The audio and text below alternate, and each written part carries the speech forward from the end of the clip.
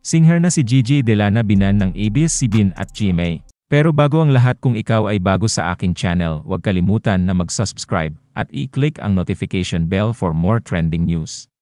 Banned na raw ang singer sa ABS-CBN at GMA dahil sa paglabag umano sa kontrata niya sa Star Magic.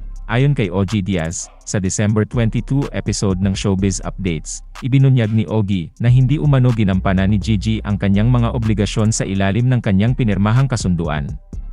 Ang issue sa kontrata na ito ay naiulat na pumigil sa kanya na lumabas sa dalawang pangunahing network ng bansa.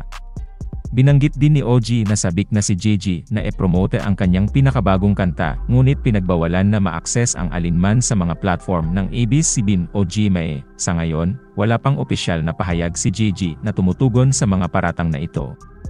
Nagpahayag si OG ng pag-asa na linawin niya ang sitwasyon, at binanggit na bukas ang ABS-CBN sa pagresolba sa mga naturang usapin.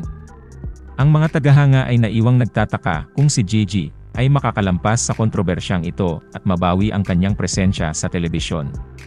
Gustong lumabas sa TV pero parang may humahad lang Nag-breach down ng kontrata sa Star Magic si Gigi. Hindi finulfill ang kanyang obligasyon sa pinirmahang kontrata. Gustong i-promote ni Gigi ang bago niyang song pero banned ito sa ABS-CBN, pati rin daw sa GMA. Hindi rin daw makapenetrate itong si Gigi. Naging online sensation si Gigi sa kanyang mga video na nagko-cover ng mga kanta at nagbibigay sa kanila ng sarili niyang spin. Sumikat ang pangalan niya sa showbiz nang sumali siya sa It's Showtime's Tawag ng Tanghalan noong 2016. Gayunpaman, hindi siya nanalo sa season na yon. Nang tumama ang pandemya, sumikat ang pangalan ni Gigi sa social media dahil sa kanyang mga livestream.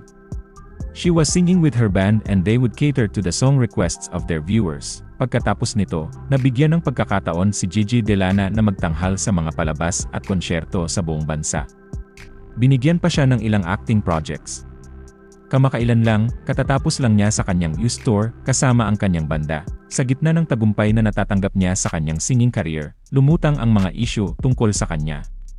Kung maaalala, ibinahagi ng isang showbiz writer ilang buwan na ang nakakaraan na inakusahan si Gigi ng pagiging padiva.